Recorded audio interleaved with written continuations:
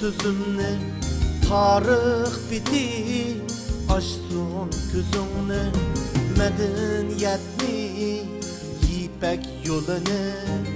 berpa kılgan Uygur özü hey dünya anla sözümni tarix biti açsın gözümni medeniyetni yipek yolunu berpa kılgan Uygur özü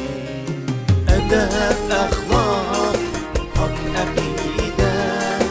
cemleştirgen Uygur insanlıktan endişe yok yaralgan Uygur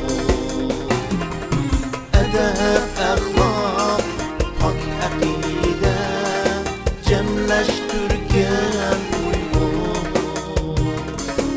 insanlıktan endişe yok yaralgan Uygur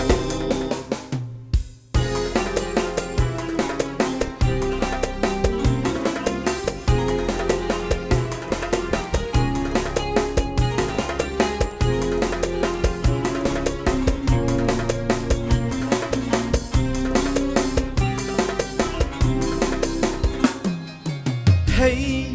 dünya bergin kolunu varaqlığın tarix bitimni torlatmısın düşman közümni qayta qurg'in yipek yolunu hey dünya bergin kolunu varaqlığın tarix bitimni torlatmısın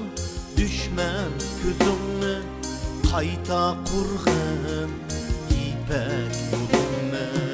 edep ahlak